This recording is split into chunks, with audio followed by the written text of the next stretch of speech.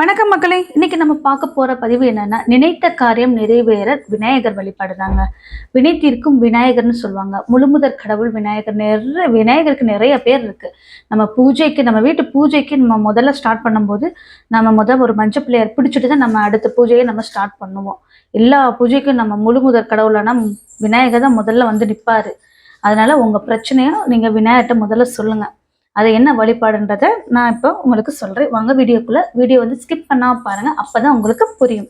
ஒரு முக்கியமான காரியம் நடைபெற வேண்டும் என்று நினைக்கும் பொழுது அந்த காரியத்தில் எந்தவித தடைகளும் இருக்கக்கூடாது என்பதுதான் முதல்ல நம்ம நினைப்போம்.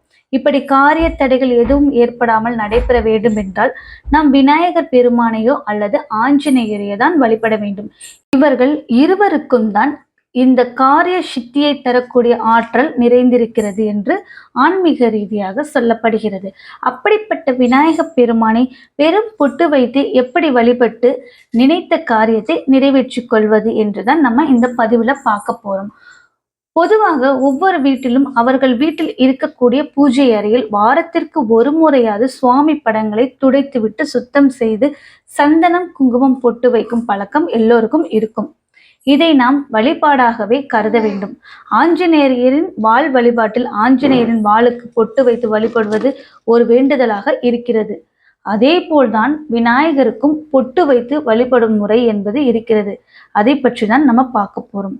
மந்த புத்தியில் இருக்கக்கூடிய குழந்தைகளாக இருந்தாலும் படிப்பில் சிறப்பாக விளங்க வேண்டும் என்று நினைப்பவர்களும், திருமண தடையால் பாதிக்கப்பட்டவர்களும், விரும்பிய வேலை கிடைக்க வேண்டும் என்று நினைப்பவரும், குழந்தை பாக்கிய தடை விலக வேண்டும் என்று நினைப்பவரும், இது தவிர்த்து தொழிலில் சிறப்பாக விளங்க வேண்டும் என்று நினைப்பவர், வேலையில் நல்ல முன்னேற்றம் உண்டாக வேண்டும் என்று நினைப்பவர், இப்படி எந்த செயலாக இருந்தாலும் இந்த வழிபாட்டை முழு நம்பிக்கையுடன் செய்யலாம். எந்த காரியம் நமக்கு நடைபெற வேண்டும் என்று நினைக்கிறோமோ அந்த காரியத்தை மனதில் நினைத்து கொள்ளுங்கள். இந்த வழிபாட்டை சங்கடஹர சதுர்த்தி அன்று ஆரம்பிப்பது என்பது மிகவும் சிறப்பு.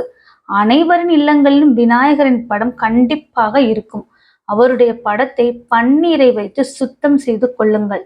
அடுத்ததாக சுத்தமான சந்தனத்தை எடுத்துக்கொள்ளுங்கள். அந்த சந்தனத்தில் தண்ணீர், ஜவ்வாது இரண்டையும் சேர்ந்து கலந்து வைத்துக் கொள்ளுங்கள். இந்த சந்தனத்தை வேறு எதற்கும் உபயோகப்படுத்தக்கூடாது.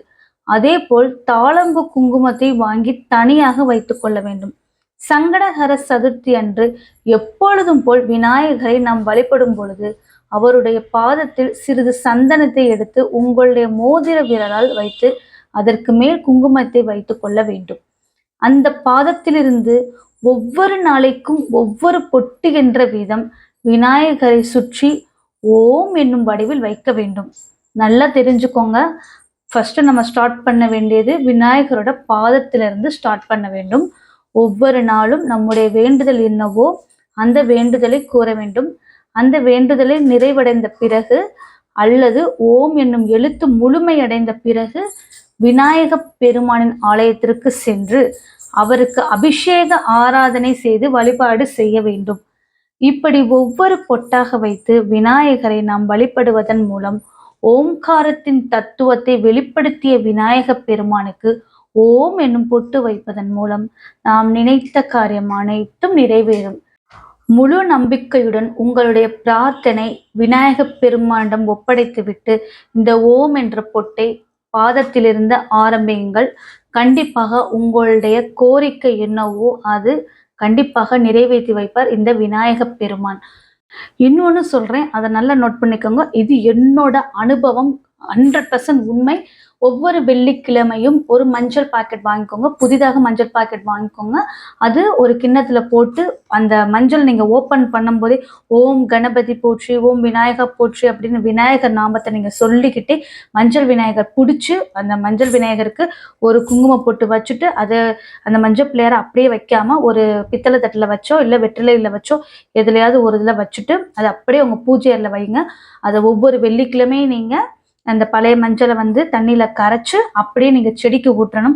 இந்த மாதிரி நீங்க ஒவ்வொரு வெள்ளிக்கிழமையும் ஒரு மஞ்சள் பிள்ளையை பிடிச்சி வச்சீங்கன்னா கண்டிப்பாக 100% உங்களுடைய கோரிக்கை நிறைவேறும். இது என்னோட அனுபவபூர்வமான உண்மை. கண்டிப்பாக நீங்க செஞ்சு பாருங்க. இதோட நான் இந்த பதிவை முடிச்சுக்கிறேன். இந்த வீடியோ உங்களுக்கு பிடிச்சிருந்துச்சா ஒரு லைக் பண்ணுங்க. இது வரைக்கும் சேனலை சப்ஸ்கிரைப் பண்ணாதவங்க சப்ஸ்கிரைப் பண்ணுங்க. சைடில் இருக்கிற பெல் ஐக்கனை கிளிக் பண்ணீங்கன்னா நான் போடுற வீடியோஸோட நோட்டிஃபிகேஷன் உங்களுக்கு வரும். நன்றி, வணக்கம், தேங்க்யூ.